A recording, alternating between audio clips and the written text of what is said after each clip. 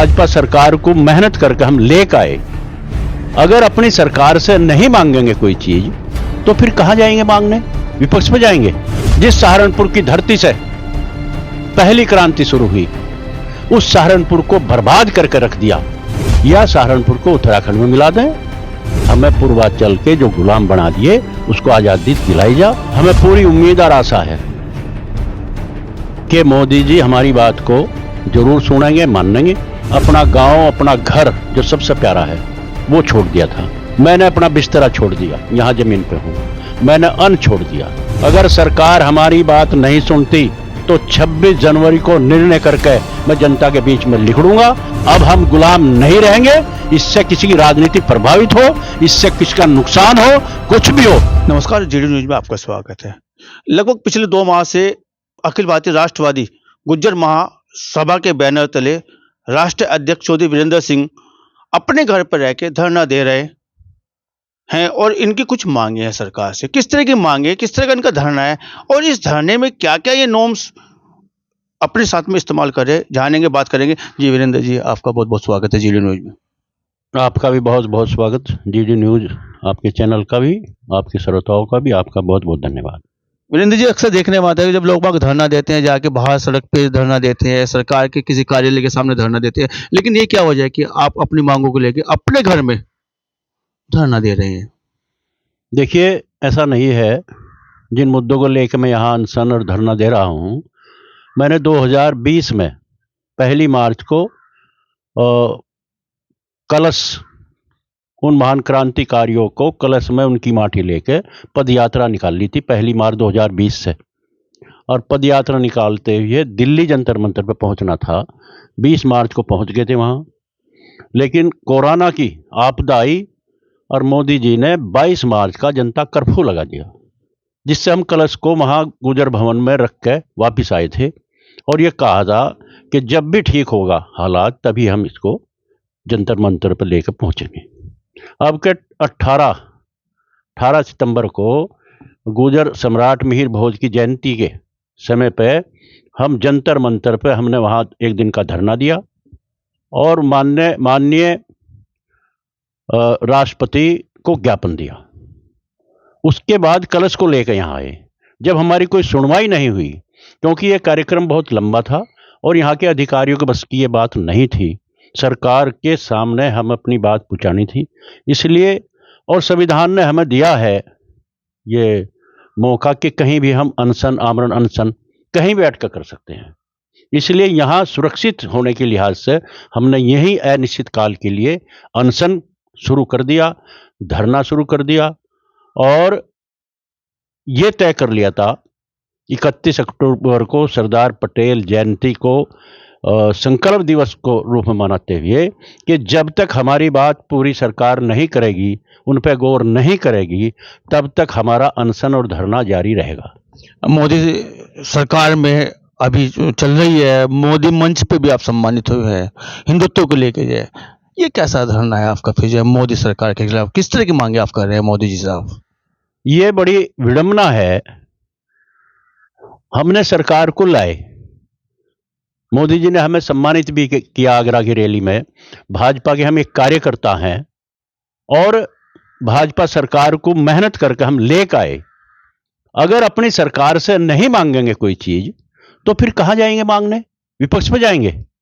इसलिए कोई भाजपा के खिलाफ नहीं है, कोई सरकार के खिलाफ हमारी बात नहीं है। सरकार से उन चीजों को मांग कर रहे हैं जिनका शोषण हुआ, अंग्रेजों ने शोषण किया और आजादी के बाद से अब तक उसका शोषण हो रहा है।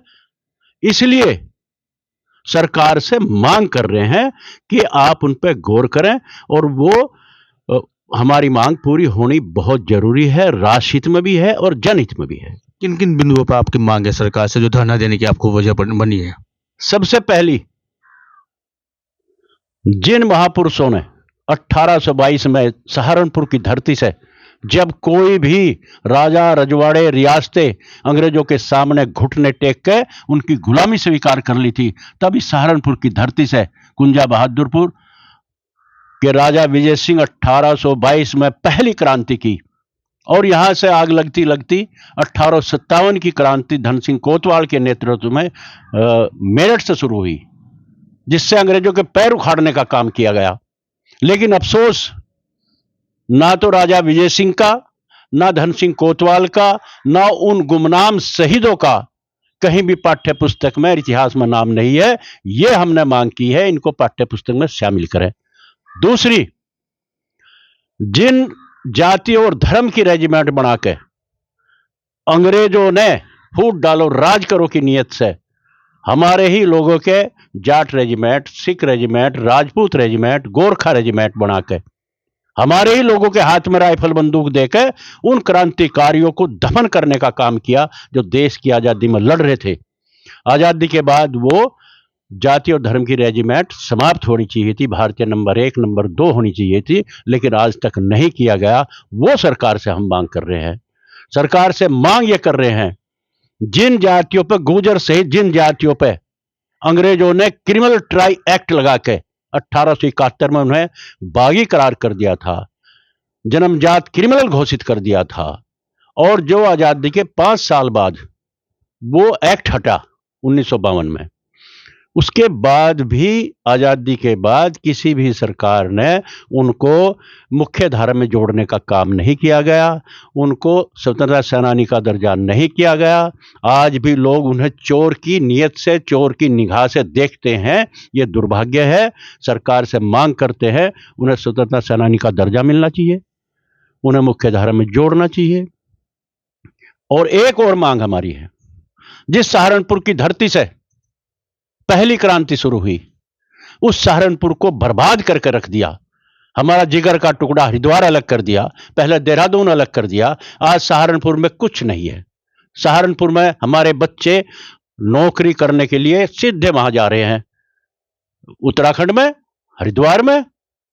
इस सहारनपुर को विशेष जनपद का दर्जा मिलना चाहिए, या सहारनपुर को उत्तराखंड में मिला दें, मेरठ को दिल्ली मिला दें, नहीं इसको पश्चिम उत्तर प्रदेश का निर्माण करके हमें पूर्वांचल के जो गुलाम बना दिए उसको आजादी दिलाई जा।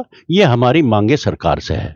लगभग 2 महीने से आप जो धरती पे वास कर रहे हैं, धरती पे रह रहे, धरती पे लेट रहे हैं, भूखा रह के आप जो धरनारत हैं, किस तरह की उम्मीद है? अभी आपको कोई उम्मीद है कि मोदी जी आपकी बातों को मानेंगे, जिस तरह के आपसे मुद्दे उठाए हैं?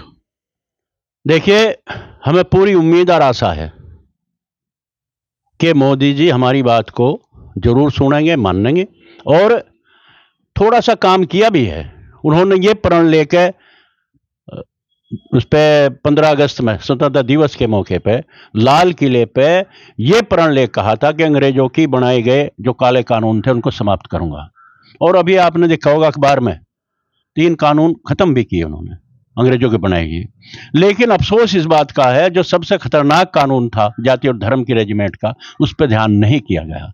और अगर सरकार इन पे गौर नहीं करती, इंतजार कर रहे हैं, आचार संहिता तक इंतजार करेंगे या 26 जनवरी तक इंतजार करेंगे, उसके बाद जो निर्णय होगा पूरे समाज का, सर्व समाज का जो निर्णय होगा उस पर कार्रवाई आगे करेंगे। वीरेंद्र जी, आप जो हमेशा जनपद में जो गर्म दल के नेता माने जाते हैं, तुरंत अपना जो गर्मी आपके साथ में रहती है, किसी भी निर्णय को पीछे नहीं हटते। आप देखा जाए कई बार अगर ये मांगे नहीं मानी जाती है, सरकार नहीं आपकी मांगे मांगती है, तो उस पोजीशन में आप क्या करेंगे? देखिए, मैं आपके चैनल के माध्यम से आज बताना चाहता हूं, मुझे 2 महीने से ज्यादा हो गए, मैंने अपना गांव, अपना घर जो सबसे प्यारा है वो छोड़ दिया था। मैंने अपना बिस्तरा छोड़ दिया, यहां जमीन पे हूं, मैंने अन्न छोड़ दिया।